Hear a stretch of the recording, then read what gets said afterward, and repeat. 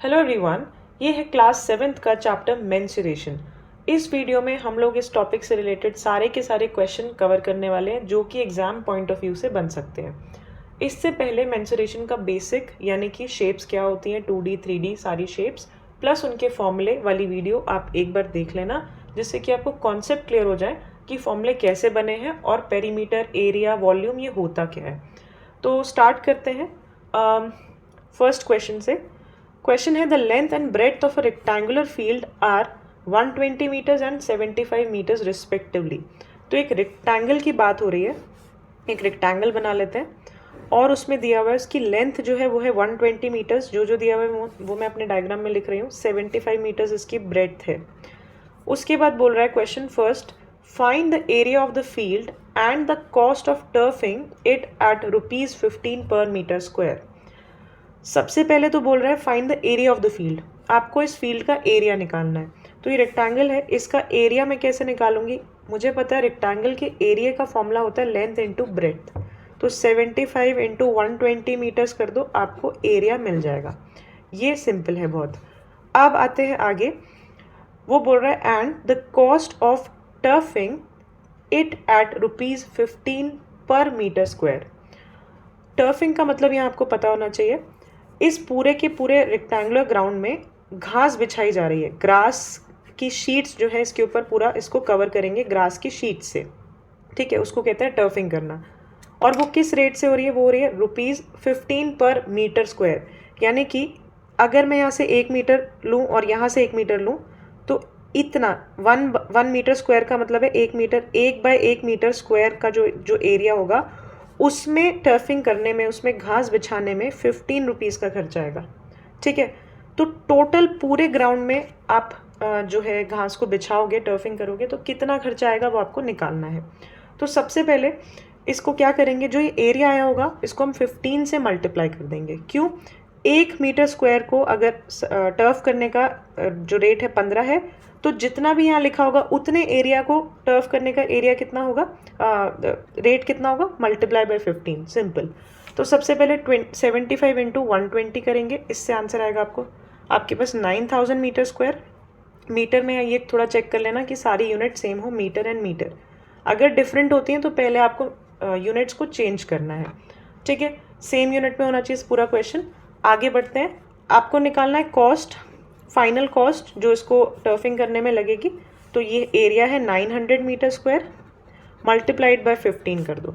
तो 9 इंटू 15 कितना होता है, you will get 135,000 metre, sorry not metre square, rupees.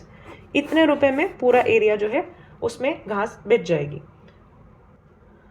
अब इसी क्वेश्चन का नेक्स्ट पार्ट देखते हैं, the perimeter of the field and the cost of fencing it eight ₹40 पर मीटर। पेरीमीटर फील्ड का कितना है। अब पेरीमीटर क्या होता है देखो, ये सेकेंड पार्ट है, ये फर्स्ट था। रेक्टेंगल वही है 120 मीटर और 75 मीटर। पेरीमीटर का मतलब होता है अगर मैं एक कॉर्नर से शुरू करूं और चलते चलते पूरे सारे इसके चारों तरफ घूम के राउंड लगा के वापस इसी पॉइंट पे आ जाऊं तो मैंने कितना डिस्टेंस कवर किया। बेसिकली बाउंड्रीज जितनी भी है, जितनी दूर तक इसकी बाउंड्रीज है उसको कहते हैं पेरीमीटर। तो अगर ये 75 है, रेक्टेंगल की एक प्रॉपर्टी होती है कि ऑपोजिट साइड्स इक्वल होते हैं, तो ये 75 तो ये भी 75, ये 120 तो ये भी 120। तो पेरीमीटर क्या हो जाएगा, वैसे तो पेरीमीटर का फॉर्मूला है 2l+b। आप या तो फॉर्मूला पता है तो ये कर सकते हो, नहीं तो पेरीमीटर चारों साइड्स का सम यानी 120 + 75 + 120 + 75।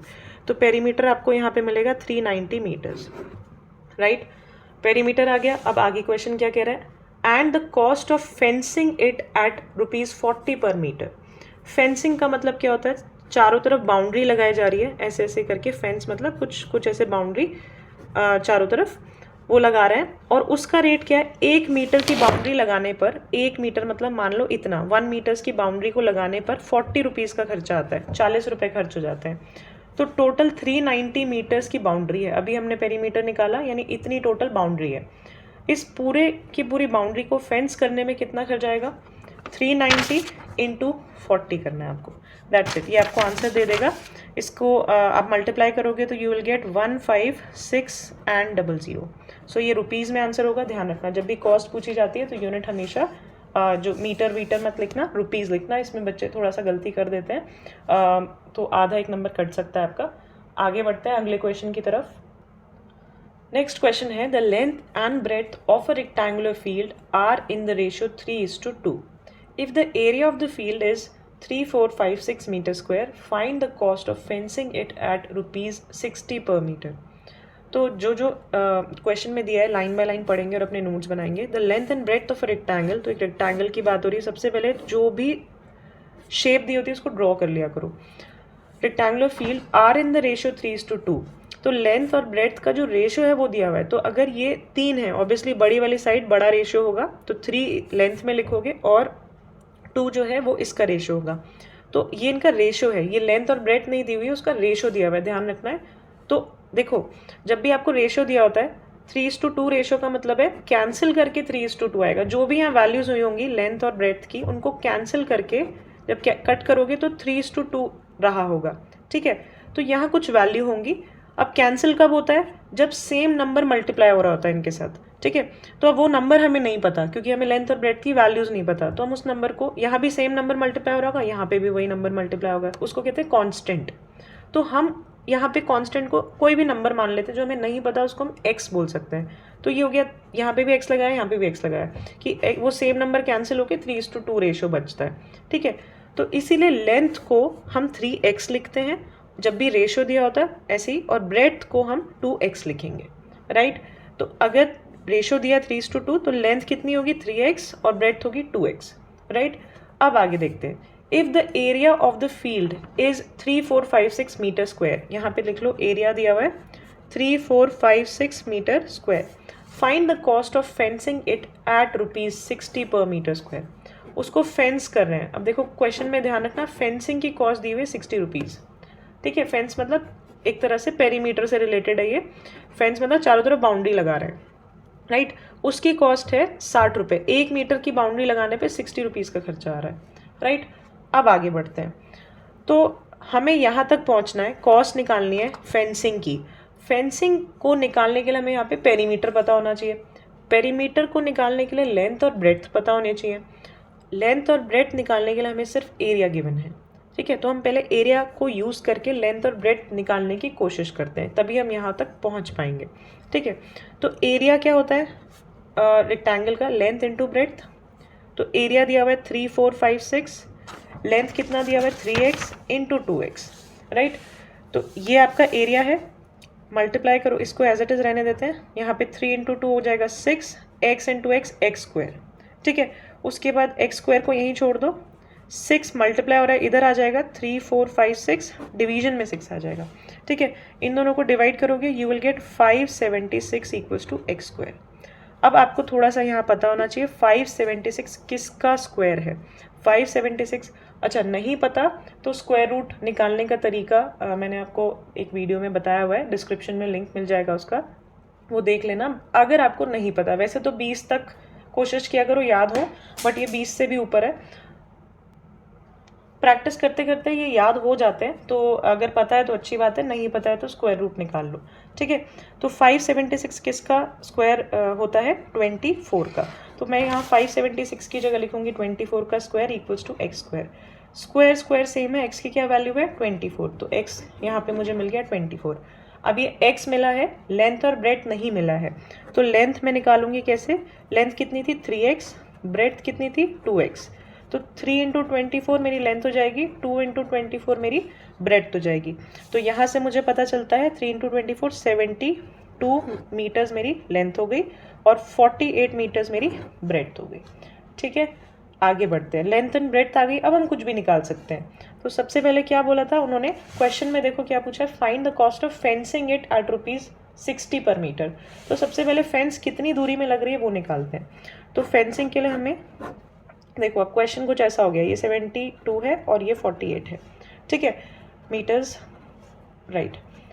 इसकी पेरीमीटर निकालना है, तो पेरीमीटर क्या होता है 2l + b, perimeter equals to 2, 72 + 48 करोगे, पेरीमीटर इक्वल्स टू 2, यहाँ पे प्लस होगा 0, 7 and 4 is 11 12 120, perimeter equals to ये हो जाएगा 240, ठीक है, मीटर्स। ये पेरीमीटर आ गया आपका।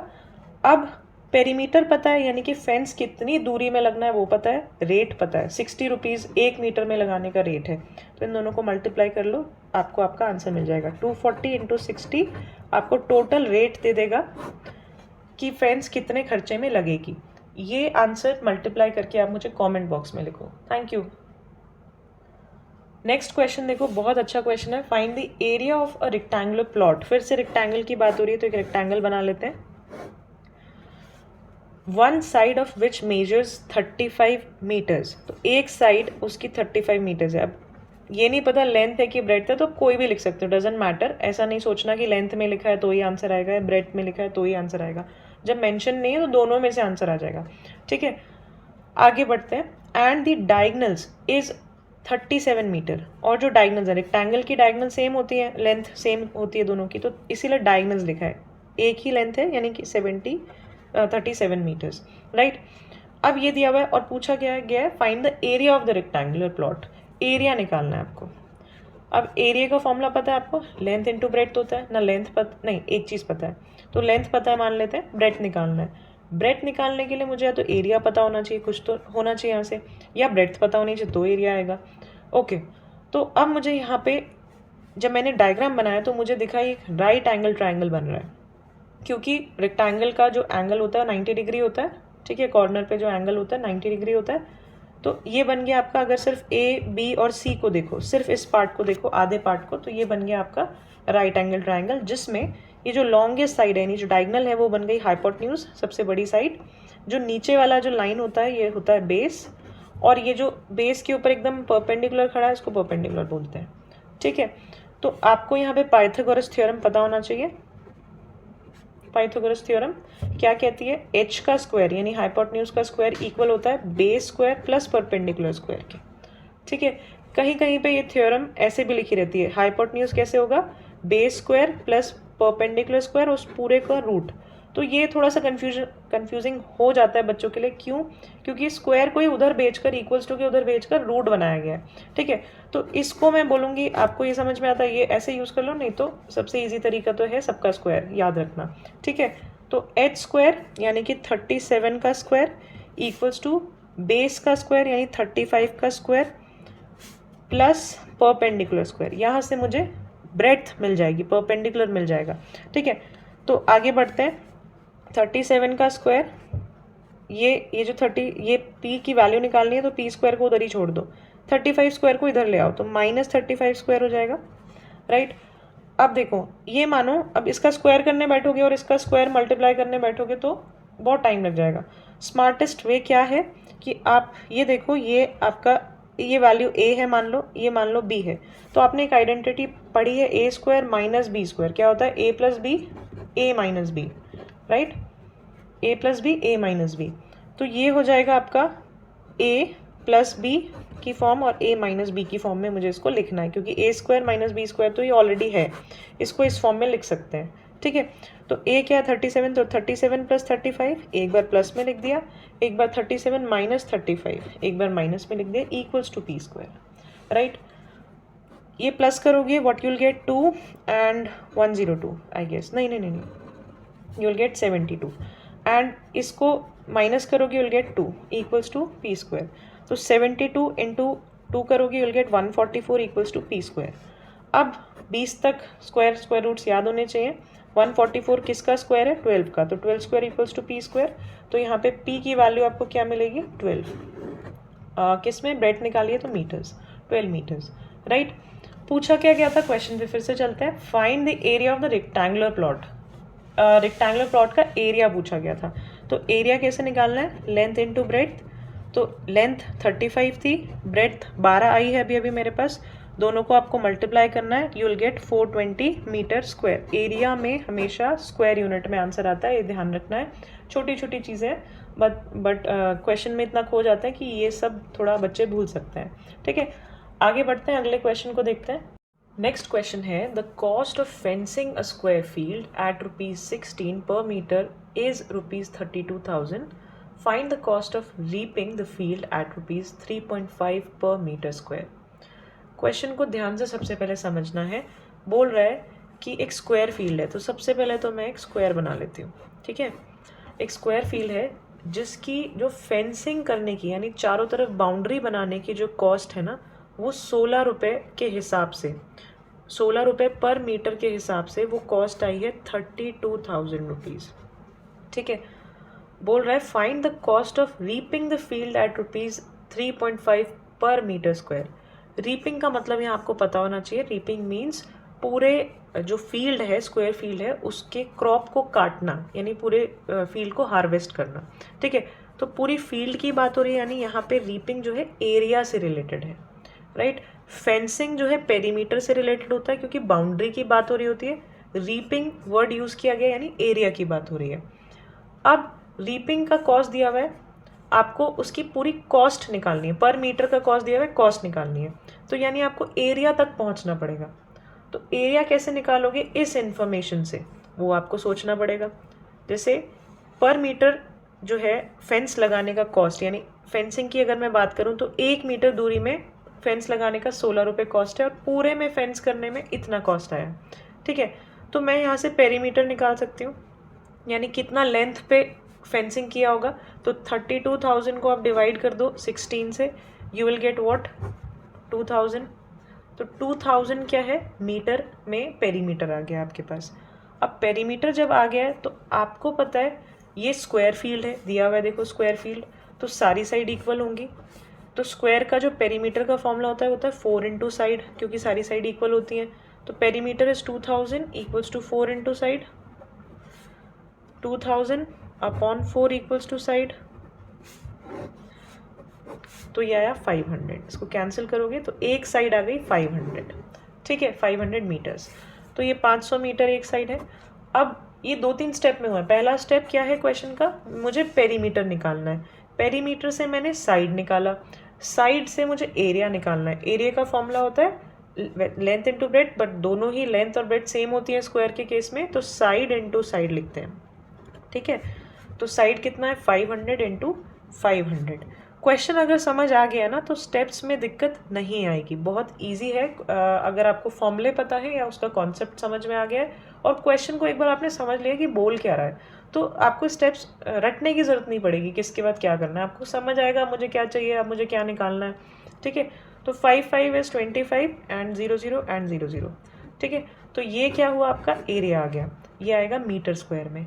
अब बोल रहा है find the cost of reaping the field at 3.5 per metre square. 1 metre square को रीप करने में 3.5 रुपीज़ का खर्चा आ रहा है, तो इतने मीटर स्क्वायर को रीप करने में कितना आएगा। तो क्या करोगे 250000 को मल्टीप्लाई कर दो आप 3.5 से। ठीक है, पॉइंट में मल्टीप्लिकेशन नहीं आती है, मैं वीडियो लिंक जो है डिस्क्रिप्शन में डाल दूंगी, वहाँ से जाके देख लेना। इसका आंसर देखने के बाद, उस वीडियो को देखने के बाद इसका आंसर कमेंट बॉक्स में मुझे कमेंट करके बताना। नेक्स्ट क्वेश्चन देखते हैं। क्वेश्चन बोल रहा है a rectangular grassy path is 112 metre long and 78 metre broad. It has a 2.5 meter wide gravel path all around it on the inside. Find the area of the path and the cost of constructing it at ₹120 meter square. तो एक बार में पढ़ोगे तो हो सकता है confusion हो जाए, लाइन बाय लाइन पढ़ते हैं और जो दिया हुआ है उसके नोट्स बनाते हैं। और रेक्टेंगुलर ग्रासी पाथ, एक रेक्टेंगुलर पाथ दिया हुआ है, ये प्लॉट है बच्चे, पाथ नहीं है, PLOT plot, is 112 metre long, तो ये 112 मीटर्स लंबा है यानी लेंथ दी हुई है, और 78 मीटर्स ब्रॉड है, तो ये इसकी ब्रेड्थ दी हुई है। It has a 2.5 metre wide gravel path all around it. ये जो है इसके चारों तरफ में ना एक पाथ है जो कि 2.5 मीटर चौड़ा है, चौड़ाई दी हुई है उस पाथ की, and all around it on the inside. ये बहुत इंपॉर्टेंट है कहाँ पे है, क्योंकि कुछ कुछ क्वेश्चन में इसके बाहर होता है वो पाथ, इसमें क्लियरली दिया हुआ है अंदर की तरफ है। तो हम अंदर की तरफ एक पाथ बनाएंगे जिसकी जो डायमेंशन यानी कि जिसकी जो चौड़ाई है वो 2.5 मीटर्स है, राइट। आगे बढ़ते हैं। Find the area of the path, आपको इस पाथ का एरिया निकालना है। ये जो पाथ है चारों तरफ, इसका एरिया निकालना है,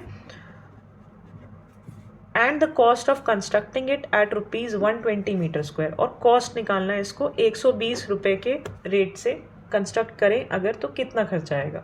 ठीक है, तो सबसे पहले आप ये समझो, आपको यहाँ एक बड़ा रेक्टेंगल दिख रहा है और एक छोटा रेक्टेंगल दिख रहा है। आपको जो एरिया पूछा गया है वो दोनों के बीच का पूछा गया है। तो सिंपल सी चीज़ है, बड़े रेक्टेंगल के एरिया में से छोटे रेक्टेंगल का एरिया निकाल कर अगर मैं माइनस कर दूं, किसी भी बड़ी चीज़ में से छोटी चीज़ माइनस कर दूं, तो क्या बचेगा? ये वाला पार्ट ही तो बचेगा जो एक्स्ट्रा है, जो एक्सेस है। ठीक है, तो अब सारा ध्यान जो है वो लगाते हैं इनके एरियाज निकालने पर। तो बड़े रेक्टेंगल को मैं नाम दे देती हूँ ABCD और लेट्स से इसको नाम दे देते हैं PQRS, राइट। तो ABCD का एरिया तो डायरेक्टली आ जाएगा। कैसे? यहाँ पे लिखो एरिया ABCD कैसे आएगा? लेंथ इंटू ब्रेड्थ तो होता है रेक्टेंगल का एरिया। लेंथ कितनी है? 112 इंटू 78।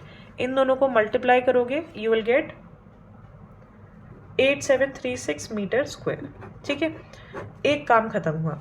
दूसरा क्या है? छोटे वाले रेक्टेंगल का एरिया निकालना है। अब छोटे वाले रेक्टेंगल में देखो ध्यान से, ये जो लेंथ है, ये जो बड़े वाली रेक्टेंगल की लेंथ है उससे कितनी छोटी है? साइड से ये जो 2.5 मीटर आपको विड्थ दी हुई है, पाथ चारों तरफ से 2.5 मीटर चौड़ा है, तो इस लेंथ से 2.5 यहाँ से कम हो गया और 2.5 यहाँ से कम हो गया। 2.5 ये कम हुआ, 2.5 ये कम हुआ। टोटल इस लेंथ से इस बड़ी वाली लेंथ से कितना कम हुआ? 2.5 और 2.5 5 मीटर्स तक कम हो गया। तो 112 में से आप 5 को माइनस कर दो, यू विल गेट 107 जो कि इसकी लेंथ है छोटे वाले रेक्टेंगल की। ठीक है, इसी तरह हम इस साइड ब्रेड्थ निकालेंगे। ये पूरा का पूरा 78 है, 2.5 इधर से कम हुआ, 2.5 इधर से कम हुआ, तो ये बीच में जो बचा वो कितना रह गया? 78 में से फिर से 2.5 मतलब 5, तो 78 में से 5 माइनस कर दो, कितना बचा? 73। तो 107 and 73 is your new length and breadth of the smaller rectangle. ठीक है, सो एरिया इसका क्या रेक्टेंगल का नाम दिया था? PQRS। इसका एरिया निकालोगे लेंथ इंटू ब्रेड्थ। लेंथ कितना है इस बार? 107। ब्रेड्थ कितना है? 73। दोनों को यू विल मल्टीप्लाई तो you will get 7811 metre square. ठीक है, आगे बढ़ते हैं। नेक्स्ट हमें क्या करना है? दोनों के एरियाज को माइनस करना है। तो अगर आपको पाथ का एरिया निकालना है तो एरिया ऑफ पाथ आप लिखोगे area of rectangle PQRS, sorry ABCD पहले लिखेंगे, ABCD बड़ा है क्योंकि माइनस एरिया रेक्टेंगल PQRS। ठीक है, माइनस कर दो। ABCD का क्या है? 8736 माइनस 7811, दोनों को माइनस करोगे you will get 925 metre square. ये आपका एरिया ऑफ पाथ आ गया है, एक पार्ट आ गया है। दूसरा पार्ट उसने कॉस्ट भी पूछा है, 120 पर मीटर स्क्वायर की कॉस्ट से अगर हम इसको कंस्ट्रक्ट करें तो कितना खर्चा आएगा? तो कॉस्ट कैसे निकालोगे? 925 इंटू 120 कर दो, कितना आएगा? 111000। कॉस्ट हमेशा रुपीज़ में, रुपीज़ लगाना नहीं भूलना। इतना इजी क्वेश्चन था।